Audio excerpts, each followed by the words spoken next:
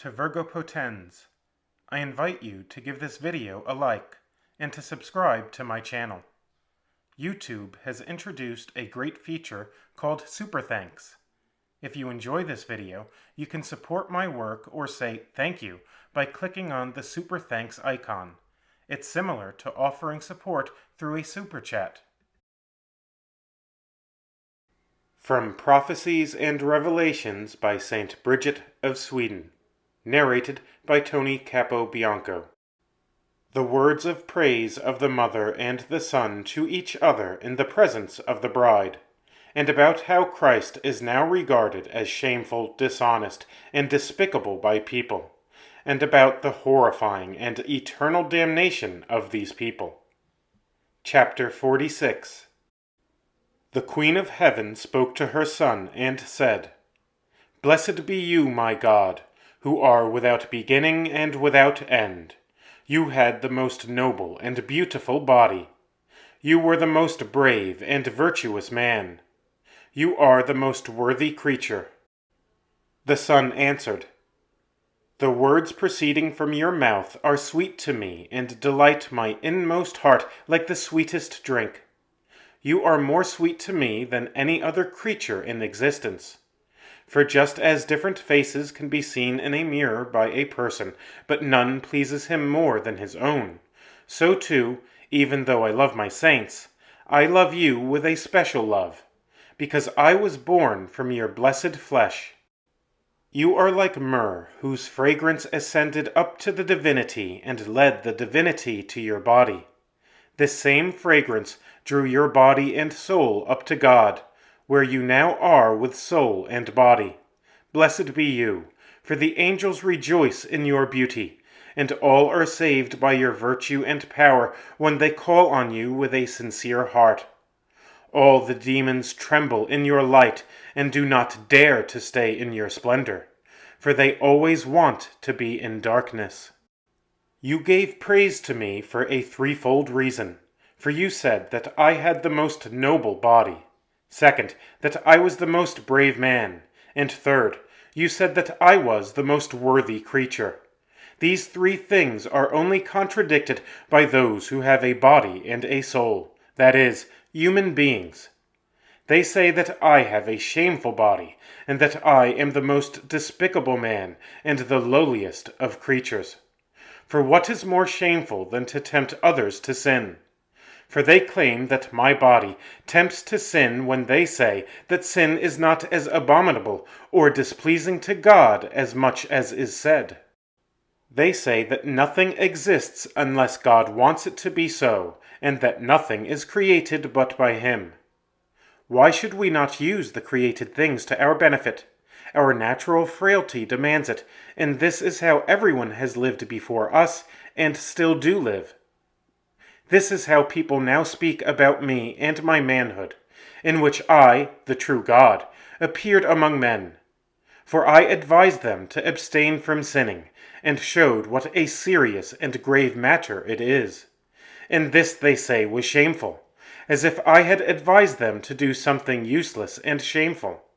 They say that nothing is honorable but sin, and that which pleases their will. They also say that I am the most shameful man. For what is more shameful than someone who, when he speaks the truth, gets his mouth beaten with stones, and gets hit in the face, and on top of that, hears people insulting him, saying, If he were a man, he would revenge himself over such an injustice. This is what they do to me. I speak to them through the learned fathers and Holy Scripture, but they say that I lie. They beat my mouth with stones and their fists when they commit adultery, murder, and lying, saying, If he were manly, if he were the Almighty God, he would revenge himself for such sins and transgressions. But I endure this with patience, and every day I hear them saying that the torment is neither eternal nor as severe and bitter as it is said, and my words are judged and said to be lies. Third, they judge me to be the most ugly and worthless creature. For what is more worthless in the house than a dog or a cat that someone would be glad to exchange for a horse, if he could? But mankind holds me to be less worth than a dog, for he would not wish to take me if it meant that he would lose the dog, and he would reject and deny me before losing the dog's hide. What is the thing that pleases the mind so little that one does not think of it and desires it more fervently than me? For if they regarded me more worthy than any other created creature, they would love me more than other things. But now they have nothing so small that they do not love it more than me. They grieve over everything but me. They grieve for their own and their friends' losses. They grieve for an injurious word. They grieve over offending or hurting people more highly placed and powerful than they, but they do not grieve about offending or hurting me, who am the Creator of all things. What man is so despicable that he is not listened to if he begs about something, and is not given a gift in return if he has given something? But I am utterly vile and despicable in their eyes, for they do not consider me worthy of any good, even though I have given them all good things. But you, my most dear mother, have tasted more of my wisdom than others, and never has anything but the truth ever left your mouth, just as nothing but the truth has ever left my own mouth. I will now justify myself in the sight of all the saints. First, against him who said that I had a shameful body, I shall prove that I indeed have the most noble body, without deformity or sin, and he shall fall into eternal shame and reproach which all will see. To the one who said that my words were a lie, and that he did not know if I was God or not, I shall prove that I truly am God, and he will flow down like mud to hell.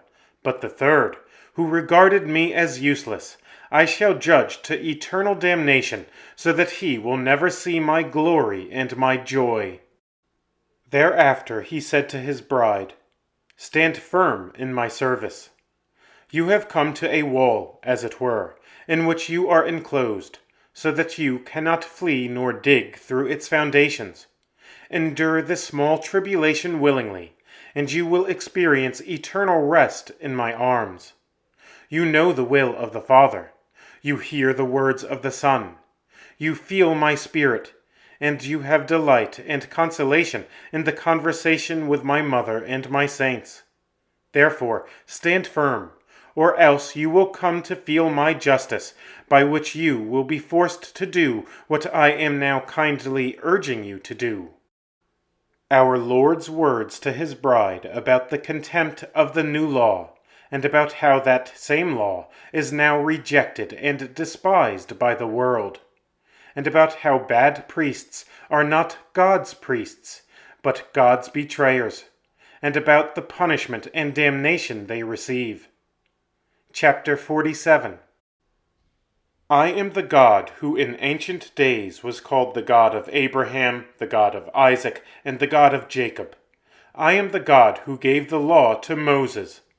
This law was like clothing, for as a mother with her child in the womb prepares her infant's clothing, so too I, God, prepared the new law, for the old law was nothing but the clothing and shadow and sign of future things to come. I clothed and wrapped myself in the clothing of this law. And then, when a boy grows up somewhat, his old clothes are laid down, and new clothes are taken up. In this way, I fulfilled the old law when I put aside the used clothing of the old law, and assumed the new clothing, that is, the new law. And I gave this clothing and myself to everyone who wanted to have it. This clothing is not very tight, nor difficult to wear, but is well suited everywhere. For my law does not order people to fast or work too much, nor to kill themselves, or to do anything beyond the limits of possibility. But it is beneficial for soul, and conducive to the restraining, mortification, and chastisement of the body. For when the body gets too attached to sin, then sin consumes the body. Two things are found in the new law. First, a prudent temperance in soul and body, and the right use of all things. Second, a readiness for heeding and keeping the law. For the person who cannot endure to stay in one thing can stand in another. Hereby follows that a person who cannot endure to be a virgin can live in an honorable marriage, and he who falls into sin may get up again and better himself. But this law is now rejected and despised by the world, for they say that the law is narrow, heavy, and ugly. They say it is narrow, for the law orders one to be satiated with the necessary and to flee the superfluous. But they want to have all things without reason, like senseless cattle, and above the necessity of the body, and that is why the law is too narrow for them. Second, they say it is heavy, because the law says that one should have enjoyment with reasonable temperance and at established times. But they want to fulfill their lust more than what is good and more than what is established. Third, they say it is unsightly, because the law bids them to love humility and to accredit every good to God. But they want to be proud and exalt themselves for the good things that God has given them, and that is why the law seems ugly and vain to them. See how despised and maltreated my clothes are. I fulfilled everything in the old law before I began the new law. For the old law was too difficult, and my intention was that the new law should remain until I came in judgment. But they shamefully threw away the clothing with which I covered the soul, that is, the right faith. And above this, they add sin to sin, since they also want to betray me. Does not David say in the Psalm, "He who ate my bread thought treason against me"? In these words, I want you to note two things. First, he does not say thinks, but thought, as if it had already happened. Second, he denotes one man as a betrayer. But I say that it is those who are now present who betray me, not those who have been or who will come, but those who are now alive. I also say that it is not only one man, but many. But now you may ask me, are there not two kinds of bread, one invisible and spiritual, of which angels and saints live, and the other earthly, by which men are fed? But angels and saints do not want anything other than that which is according to your will, and men can do nothing other than that which pleases you. How then can they betray you? I will answer you in the presence of my heavenly host, who knows and sees all things in me. But I say this for your sake, so that you may understand. There are indeed two kinds of bread. One is that of the angels, who eat my bread in my kingdom, so that they may be filled with my indescribable joy. They do not betray me, since they want nothing other than what I want. But those who betray me are the ones who eat my bread at the altar. I truly am that bread. This bread has three characteristics: form, flavor, and roundness. I am indeed the bread.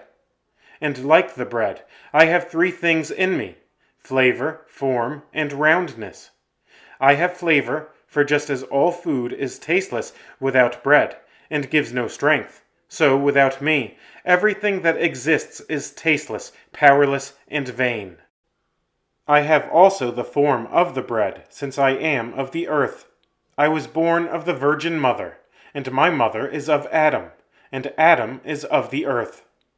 I have also roundness, wherein there is no end or beginning, since I am without beginning and without end. And no one is able to see or find an end or beginning in my wisdom, power, or charity.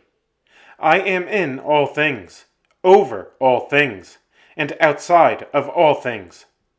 Even if someone were to fly like the fastest arrow, perpetually without end, he would still never find an end or a limit to my power and virtue on account of these three things, namely, flavor, form, and roundness. I am that bread that is seen and touched on the altar, and is transformed into my body that was crucified.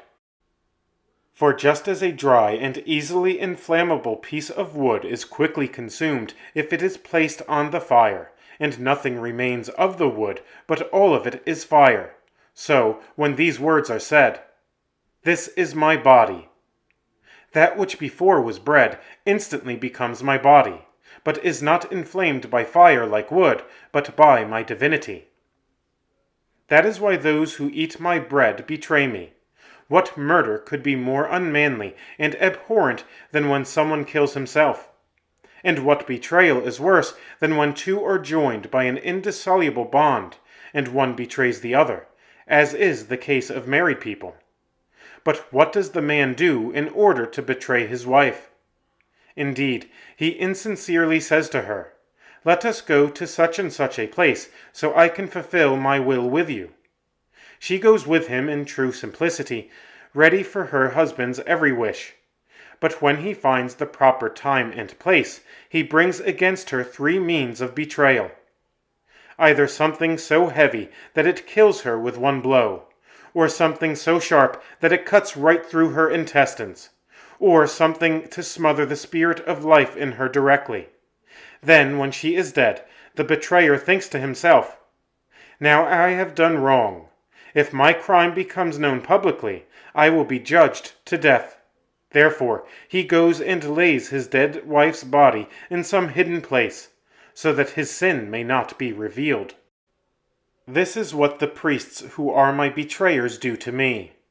For they and I are joined together by a single bond when they take the bread and pronounce the words that change it into my true body, which I assumed from the Virgin. No angel could do this, for I gave this dignity to priests alone, and elected them for the highest office.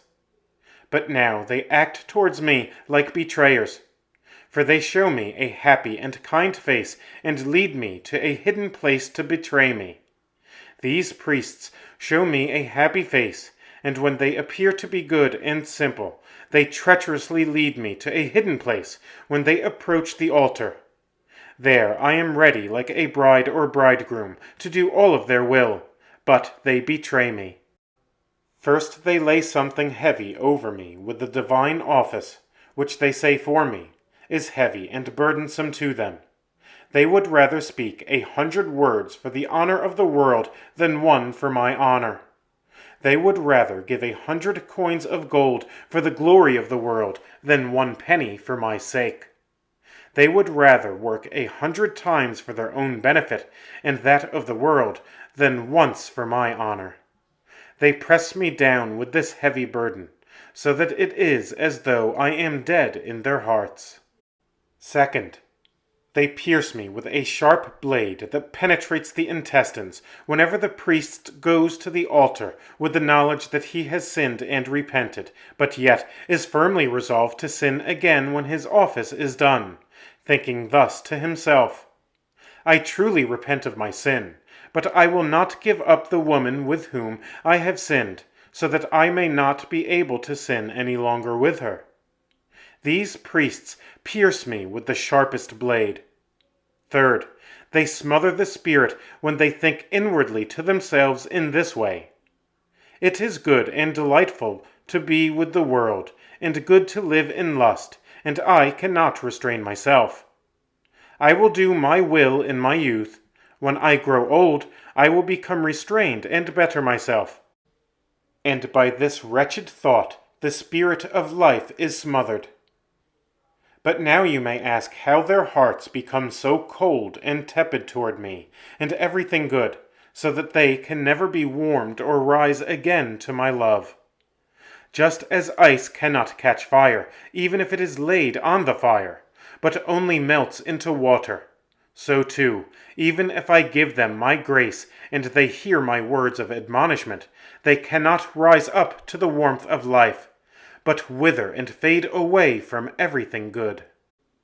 See how they betray me in that they show themselves to be simple without being so, and are burdened and depressed of my honor, which they instead should delight and rejoice in, and also in that their will is to sin, and to continue to sin until the end. They conceal me, and place me in a hidden place, when they think to themselves, I know I have sinned greatly, but if I refrain from my office, everyone will reproach and condemn me as evil. And so they shamelessly go up to the altar, and place me before them, and touch me, who am true God and true man. I am, as it were, in a hidden place with them, since no one knows or sees how evil and abominable they are. I, true God and man, lie there as in a hidden place. For even if the worst priest said the words, "This is my body," he still consecrates my true body, and I, true God and true man, would lie there before him. But when he puts my body to his mouth, then I am no longer present to him through the grace of my divinity and manhood. Only the form and flavor of bread remain for him. But not because I am not truly present for the evil as with the good, due to the office of the sacrament, but because the evil and good do not gain the same benefit or perfection from my body. Behold how these priests are not my priests, but true betrayers, since they sell and betray me like Judas. I observe the pagans and the Jews, but I do not see anyone worse than these priests, for they are in the same sin that made Lucifer fall from heaven. But now I will also tell you their judgment in whom they are like. Their judgment is damnation. David condemned those who were disobedient to God, and because he was a righteous prophet and king, he did not condemn them out of wrath or bad will or impatience, but out of divine justice. So do I, too, who am better than David, condemn those who are now priests, not out of wrath or bad will, but out of justice. Accursed be therefore everything of what they take from the earth for their own benefit, for they do not praise their God and Creator who has given them this. Accursed be their food and drink that enters their mouths and nourishes their bodies, to become food for worms, and destines their souls for hell. Accursed be their bodies that will rise again in hell, to suffer and burn for all eternity. Accursed be the years in which they lived uselessly. Accursed be the moment that begins hell for them, and that will never end. Accursed be their eyes with which they saw the light of heaven. Accursed be their ears with which they heard my words and did not care. Accursed be their taste with which they tasted my gifts. Accursed be the touch with which they touched me. Accursed be their smell with which they smelled the delightful things of the world and forgot me, the most delightful of all. But now you may ask, how will they be accursed spiritually? Well, their sight will be accursed, because they shall not see the vision of God in himself, but only the darkness and sufferings of hell. Their ears will be accursed, because they shall not hear my words, but only the screams and horrors of hell. Their taste will be accursed, because they shall not taste my eternal goods and joy, but only eternal bitterness. Their touch will be accursed, because they shall not touch me, but only eternal fire in hell. Their smell will be accursed, because they shall not smell the sweet smell of my kingdom, that surpasses all sweet scents, but only have the foul stench of hell, which is more bitter than bile and worse than sulfur. They shall be accursed by heaven and earth and all brute creatures, for these obey God and glorify him, whereas they reject him. Therefore, I, who am the truth, swear in my truth, that if they die like this, and in such a disposition that they are in now, neither my love nor my virtue will ever encompass them, but instead they will be damned for all eternity, and not only priests, but also everyone who rejects the commandments of God. Prophecies and Revelations by St. Bridget of Sweden. Narrated by Tony Capobianco. About how, in the presence of the heavenly host and of the bride, the divinity spoke to the manhood against the Christians, just as God spoke to Moses against the people of Israel, and about how damned priests love the world and despise Christ, and about their condemnation and damnation. Chapter 48. A great host was seen in heaven, and God said to it, "My friends, who know and understand and see all things in me, I am speaking in your presence, for the sake of my bride standing here, like someone who speaks to himself, for in this way does my divinity converse with my humanity. Moses was with God on the mountain 40 days and nights, and when the people saw that he had been gone so long, they took gold and threw it into the fire, and shaped a calf out of it, calling it their God. Then God said to Moses, 'The people have sinned. I will wipe them out, just like something written is erased from a book.' Moses answered, 'No, my Lord, do not. Remember that you led them up from the Red Sea and worked wonders for them. If you erase and destroy them, where is your promise then? I beg you, do not do this, for then your enemies will say, 'The God of Israel is evil, who led the people up from the sea, but killed them in the desert.'"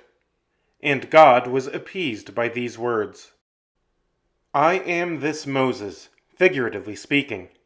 My divinity speaks to my manhood just as to Moses, saying, "Behold what your people have done, and see how they have despised me. All the Christians shall be killed, and their faith eradicated." My humanity answers, "No, Lord. Remember that I led the people through the sea in my blood, when I was bruised from the top of my head to the sole of my foot. I have promised them eternal life. Have mercy on them for the sake of my suffering." After hearing these words, the divinity was appeased and said, "Thy will be done, for all judgment is given to you." See what love, my friends! But now in your presence, my spiritual friends, angels, and saints, and in the presence of my bodily friends, who are in the world and yet not in the world, except with their body, I complain that my people are gathering firewood and lighting a fire, throwing gold into the fire so that a calf emerges for them, to adore and worship as a god. It stands like a calf on 4 feet, having a head, a throat, and a tail. When Moses delayed on the mountain a long time without returning, the people said, "We do not know what may have happened to him after this long time." And they were displeased that he had led them out of captivity and slavery. And they said, "Let us find another god to go before us." This is what these damned priests are now doing to me. For they say, "Why should we have a more austere life than others? What is our reward for this? It is better for us to live in peace and as we want. Let us love the world that we are certain about, for we are uncertain about his promise." Then they gather firewood when they devote all their senses to the love of the world. They light a fire when they have a complete desire for the world. They burn when their lust glows in their mind and proceeds in an act. They grow in gold, which means that all honor and love they should show to me, they show to get honor of the world. Then the calf emerges, which means a complete love of the world. It has 4 feet of sloth, impatience, superfluous rejoicing, and greediness. For these priests, who should be my servants, are slothful in honoring me, impatient in suffering anything for my sake, excessive in rejoicing, and never satisfied with the things that they have. This calf also has a head and throat, which means a complete will for gluttony that can never be satisfied. not even if the whole sea were to flow into it. The tail of the calf is their malice, for they do not let anyone keep his property if they can take it from him. By their bad example and their contempt, they injure and pervert everyone who serves me. Such is the love for the calf that is in their hearts, and in such they rejoice and lust. They think about me as those others did about Moses, and say, "He has been gone for a long time. His words appear vain, and his deeds burdensome. Let us have our own will. Let our power and will be our God." And they are not even satisfied by these things, and forget me entirely, but instead, they have me as their idol. The heathens used to worship wood and stones and dead men, and among others, an idol called Beelzebub was worshipped, whose priests used to offer him incense with devotional genuflections and shouts of praise. And everything in their offering that was useless, they dropped on the ground, and the birds and flies ate it up. But everything that was useful, the priests hid away for themselves. They locked the door on their idol, and kept the key for themselves, so that nobody could go in. This is what the priests are doing to me in this time. They offer me incense, that is, they speak and preach beautiful words in order to win praise for themselves, and some temporal benefit, but not out of love of me. Just as the scent of the incense cannot be captured, but only felt and seen, so their words do not attain any benefit for souls, so that it can take root and be kept in their hearts.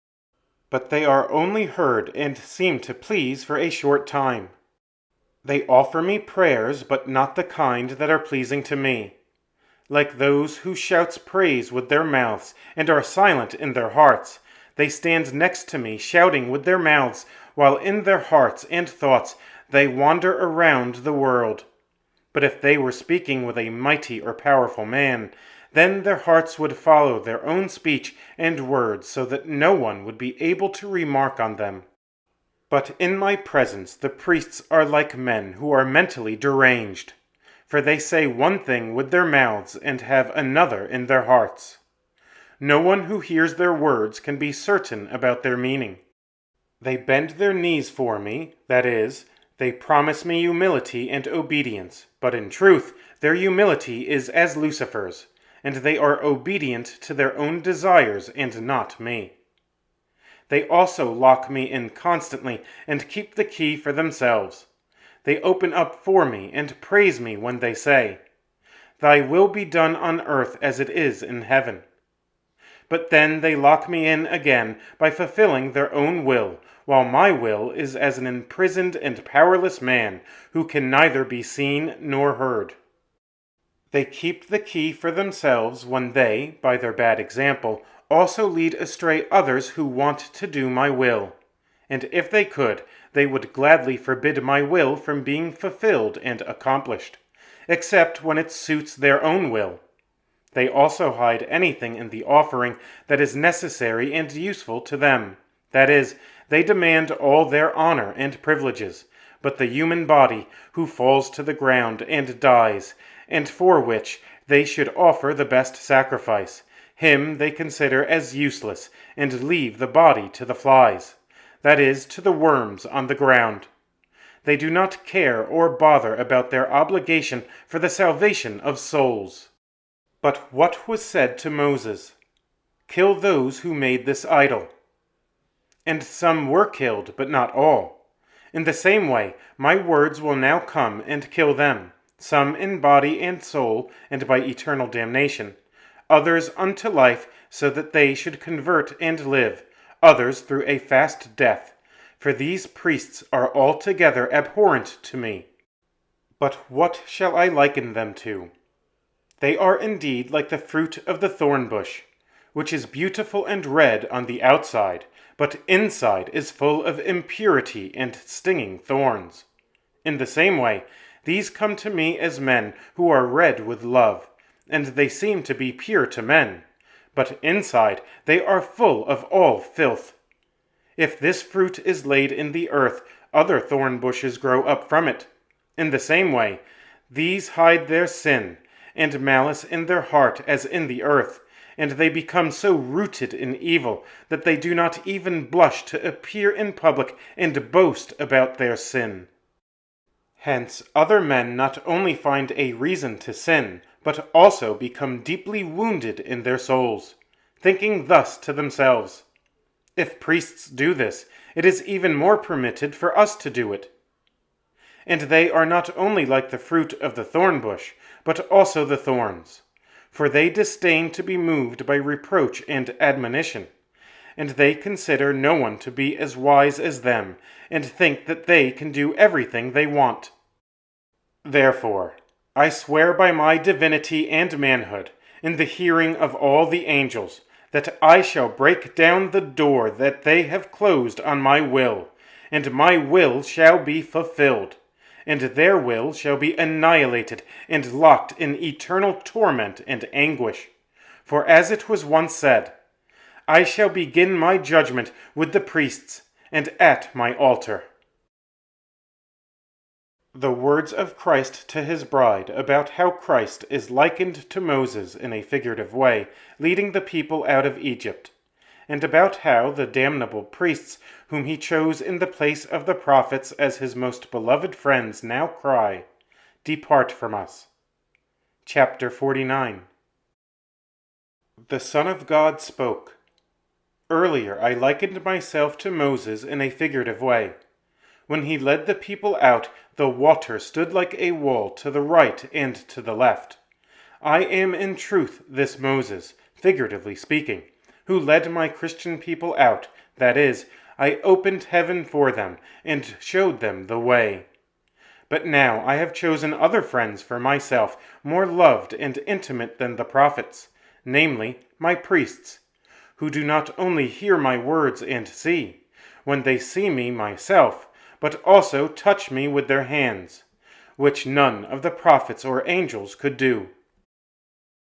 These priests, whom I have chosen in place of the prophets as my friends, cry out to me, but not with such desire and love as the prophets did. No, the priests and the prophets cry out with two opposing voices. For the priests do not cry out as the prophets did, "Come, Lord, for you are sweet," but they cry out instead, "Depart from us, for your words are bitter and your deeds heavy, and they make us ashamed." Hear what these accursed priests say. I stand before them like the most meek and gentle sheep, from which they get wool for their clothing and milk for their food. And yet they despise me for such a great love. I stand before them like a guest saying, "Friend, give me the necessities of life for my body, for I need it, and you will receive the greatest reward from God in return."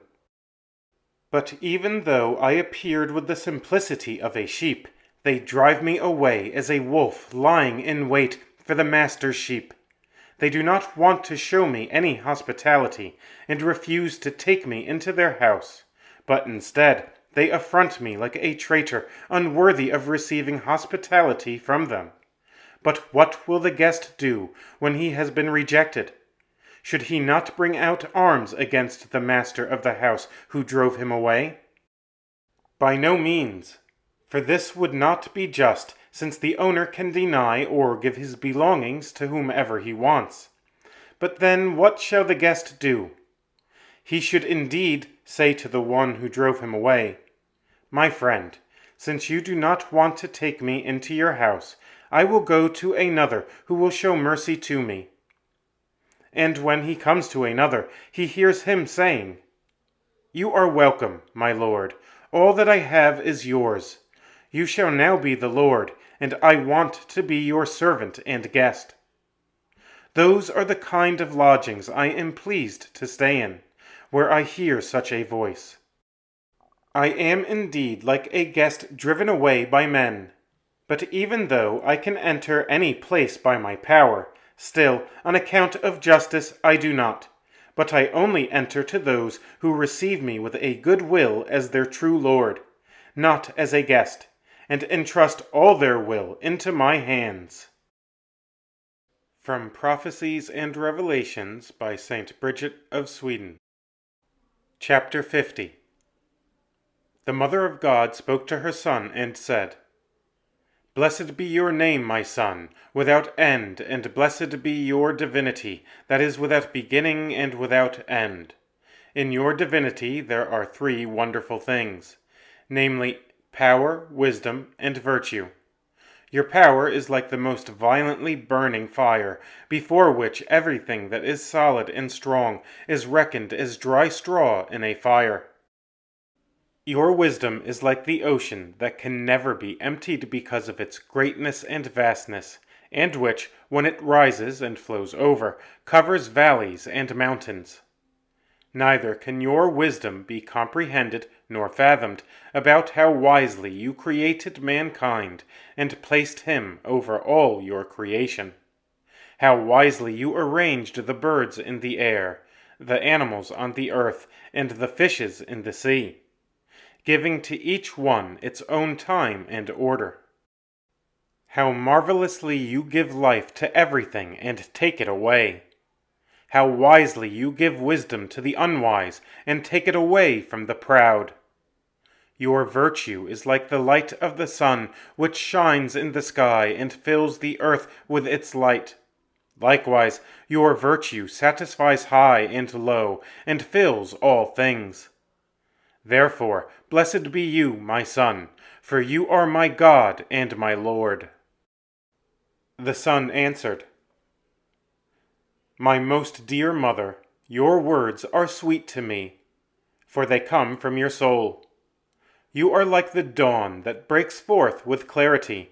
You outshine all the heavens, and your light and your clarity surpass all the angels. By your clarity you drew to yourself the true Son, that is, my divinity. So much so that the Son of my divinity came to you and settled on you. By his warmth you are warmed in my love over all things, and by his splendor you are enlightened in my wisdom more than all others. The darkness of the earth was chased away, and all the heavens were enlightened through you. I say in my truth that your purity pleased me more than all the angels, and it drew my divinity to you, so that you were enkindled by the warmth of my spirit. And through it you enclosed the true God and man in your womb, whereby mankind has been enlightened and the angels made joyful. Therefore, may you be blessed by your blessed Son. And for this reason, no prayer of yours will ever come to me without being heard. And through you, anyone who prays for mercy with the intention of mending their sinful ways will receive grace for your sake. For just as heat comes from the sun, so too all mercy is given through you. You are like a filled and flowing spring from which mercy flows to the help of the wretched. The Mother answered the Son, All virtue and glory be yours, my Son. You are my God and my mercy. All good that I have comes from you. You are like the seed that was never sown, but still grew and gave fruit 100-fold and 1,000-fold. For all mercy comes from you, and since it is innumerable and ineffable, it can indeed be signified by the number 100, which signifies perfection. For all perfection comes from you, and everyone is perfected in virtue by you. The Son answered the Mother, Indeed, my Mother, you likened me rightly to the seed that was never sown but still grew, since I came with my divinity to you, and my manhood was not sown by intercourse, but still grew in you, and from it mercy flowed out from you to all. Therefore, you have spoken rightly. Since you now draw mercy out of me with the most sweet words of your mouth, ask me what you want, and it shall be given to you. The Mother answered, My Son, since I have won mercy from you, I beg for mercy and help for the wretched. For there are namely 4 places. The first is heaven, where the angels and the souls of the saints need nothing but you whom they have, for in you they have every good. The second place is hell, and those who stay there are filled with malice and excluded from all mercy. Therefore, nothing good can enter into them any more. The third is the place of those being purged in purgatory, and those who stay there need a threefold mercy, since they are tormented in a threefold way. They suffer through their hearing, for they hear nothing but pain, sorrow, and misery. They suffer through their sight, for they see nothing but their own misery. They are tormented through their touch, for they feel the heat of the unbearable fire and of the harsh torment. My Lord and my Son, give them your mercy for the sake of my prayers. The Son answered, I will gladly give them a threefold mercy for your sake. First, their hearing shall be relieved, their sight will be eased, and their torment will be reduced and relieved.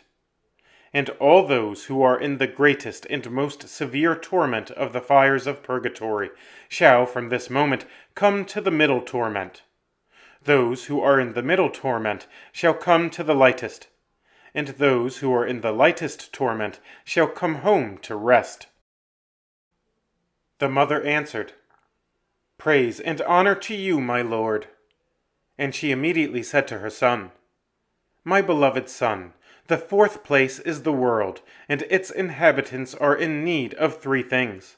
First, repentance for their sins. Second, penance and atonement. Third, the strength to do good deeds. The Son answered, Everyone who calls on your name and has hope in you, and along with a purpose of amendment for his sins, shall be given these three things as well as the kingdom of heaven. Your words are so sweet to me that I cannot deny you anything that you plead for you want nothing other than what I want. You are indeed like a shining and burning flame, by which the extinguished lights are enkindled, and the burning lights are strengthened. For by your love, which arose in my heart and drew me to you, those who are dead in sin will come to life again, and those who are tepid and black like smoke will become strong in my love. The mother blesses the Son in the hearing of the bride, and about how the glorious Son makes a wonderful comparison of his most sweet mother to a flower that grew in a valley but rose up over mountains. Chapter 51. The Mother of God spoke to her Son and said, Blessed be your name, my Son, Jesus Christ, and all honor to your manhood above all that is created. Glory to your divinity above all good things, which are one God with your manhood. The Son answered, My mother, you are like a flower that grew in a valley. Around the valley there were 5 high mountains, and the flower grew out of 3 roots, with a straight stem without any knots. This flower had 5 leaves that were filled with all sweetness. The valley with its flower grew above these 5 mountains, and the leaves of the flower spread themselves above every height of heaven, and above all the choirs of angels. My beloved mother, you are this valley, for the sake of the great humility you had in comparison with all others. Your humility grew higher than 5 mountains. The first mountain was Moses, because of his power. For he had power over my people through the law, as if it were enclosed in his hand. But you enclosed the Lord of all law in your womb, and therefore you are higher than this mountain. The second mountain was Elijah, who was so holy that with soul and body was assumed into my holy place. But your soul, my most dear mother, was assumed above all the choirs of angels to the throne of God, along with your most pure body. You are therefore higher than Elijah. The third mountain was the strength of Samson, that surpassed all other men. Yet the devil defeated him with his treachery. but you defeated the devil with your strength and power. You are therefore stronger than Samson. The fourth mountain was David, who was a man according to my heart and will, but yet fell into sin. But you, my beloved mother, followed my will in all and never sinned. The fifth mountain was Solomon, who was full of wisdom, but nevertheless was fooled. But you, my mother, were full of all wisdom, and were never fooled or deceived. You are therefore higher than Solomon. The flower grew from 3 roots, because of the 3 things you had from your youth: obedience, charity, and divine understanding. Out of these 3 roots grew the most straight stem without any knots, which means that your will was never bent to anything but my will. This flower also had 5 leaves that grew above all the choirs of angels. My dear mother, you are indeed the flower with these 5 leaves. The first leaf is your nobleness, which is so great that my angels, who are noble before me, when seeing and considering your nobleness, saw that it was above them, and more eminent than their holiness and nobleness. You are therefore higher than the angels. The second leaf is your mercy, which was so great that you, when you saw the misery of all the souls, had compassion over them, and suffered the greatest torment at my death. The angels are full of mercy, and yet they never endure sorrow or pain. But you, my loving mother, were merciful to the wretched when you felt all the sorrow and torment of my death. And you wanted to suffer torment for the sake of mercy, rather than being separated from it. Therefore your mercy surpassed the mercy of all the angels. The third leaf is your loving kindness. The angels are loving and kind, and want good for everyone. But you, my dearest mother, had before your death a will like an angel in your soul and body, and did good to everyone. And still you do not refuse anyone who reasonably prays for his own good. Therefore, your kindness is higher and greater than the angels. The fourth leaf is your beauty. The angels behold the beauty of each other, and wonder over the beauty of all souls and all bodies. But they see that the beauty of your soul is above all that is created, and that the nobleness of your body surpasses all created things. And so, your beauty surpassed all the angels and everything created. The fifth leaf was your divine joy, for nothing pleased you but God, just as nothing but God delights the angels. Each and every one of them knows and knew his own joy in himself, but when they saw the joy in you to God, they beheld in their conscience how their joy flamed up in them like a light in the love of God. They saw that your joy was like a flaming bonfire, burning with the hottest fire, with flames so high that it came near to my divinity. And for this reason, my most sweet mother, your divine joy burned well above all the choirs of angels. Since this flower had these 5 leaves, namely, nobleness, mercy, loving-kindness, beauty, and the highest joy in God, it was full of all sweetness. But the one who wants to taste of its sweetness should approach the sweetness and assume it into himself. This is also what you did, my most sweet mother. You were so sweet to my father that he assumed all of you into his spirit, and your sweetness delighted him above all other things. The flower also bears a seed by the heat and power of the sun, and from it grows a fruit. In this way the blessed Son, my divinity, assumed manhood from your virginal womb. For just as the seed makes and grows flowers of the same kind as the seed wherever it is sown, so my limbs were like yours in shape and appearance, even though I was a man and you a woman and a virgin. This valley was uplifted with its flower above all mountains, when your body, together with your most holy soul, was lifted up above all choirs of angels. Welcome to the Virgo Potens YouTube channel. If you enjoy this video, give it a like. I also invite you to subscribe to this channel so that you won't miss new content.